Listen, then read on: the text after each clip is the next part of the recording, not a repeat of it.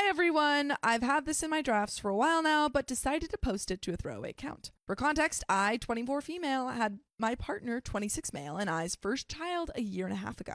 Since then, a lot has happened on my side of the family, and I want to know if I'm a bad daughter for choosing to distance myself from one of my parents. My parents were in the process of separating when I gave birth and are now divorced. Both have moved on to other people who are great, but this is where I need to know if I am the a-hole. The parent I am pulling back from is my mom. I love her, but over the years she has said some things that have really hurt. I want to talk to her about the things that have been said and the things that have gone down, but if I bring it up, it turns into her crying and not talking to me. I found out in my pregnancy with our first child that I had an anxiety disorder because my brain couldn't make serotonin, and recently found out I have bipolar as well. So that's why I think the problem is it's my brain overanalyzing. Growing up, my parents had a very tumultuous relationship and they fought constantly. One fight I do remember hearing a lot was how my mom wanted boys and got 3 girls. My dad would say, yeah, I get it, but we have 3 good daughters who we love. I just thought it was my mom wanting another baby, and that was her way of trying to get my dad on board with the idea. Fast forward to 2022 to 2023, we find out I'm pregnant with the first grandchild. Lots of excitement and nerves, but overall a very joyful experience. We decide to do a gender reveal with our parents, grandparents, and my 2 aunts and uncles and cousins. So in total, about 25 people, including myself and my partner, were there.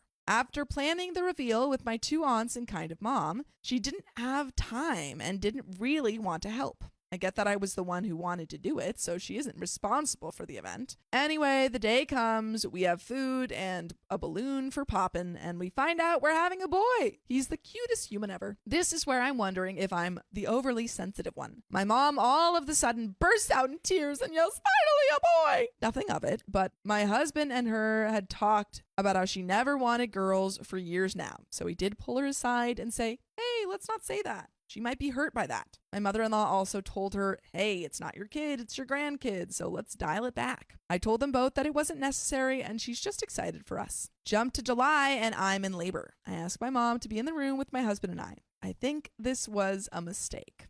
She was all over the place telling me I'm breathing wrong. My husband isn't supportive enough, and that if I get an epidural, she would be super upset. I didn't want an epidural, but I don't think she needed to say that. Baby is finally here and I'm bleeding pretty bad, but they did get it under control pretty quick. I was scared and I'm trying to hold my newborn as they're trying to get the bleeding under control. And my mom is on the phone crying about how she finally got her boy. She then argued with my husband that she should get to hold him before anyone else. I don't think including him, but she did try to keep taking him from my husband while they stabilized me. I hear my husband say her name and say, your daughter needs you, and I need to go over here to help get baby's vitals. She came over, asked if I was okay, and then went straight back to arguing with my husband about getting to hold the baby. Finally, my dad comes in the room as well as my sisters. My in-laws were out of town when I went into labor, but drove all night to be there with us the next day. To paint the scene, my dad is holding the baby and my mom is taking pictures of the baby and posting them. I asked her not to post until we felt ready, but that's okay. She was very excited. She turns to my dad, who she was in the middle of leaving, and says, they finally had their boy. My dad hands the baby off to my older sister and takes her out of the room. I hear them fighting and she comes back in mad. Ever since then, it's been all about how she finally had a boy and has told me she never wanted kids, but she's grateful she did have us girls because we are her whole world now. We found out back in November of 2024 that I'm pregnant with a little girl and my mom ghosted me again. The only way I see her is if she's wanting to see her boy. I decided to start pulling away from her after we found out I was pregnant with a little girl because I feel like she doesn't even care. Am I the a-hole? Is an update. So I have read all of your comments and I'm so grateful for all of your responses. They have helped me cope with the idea that she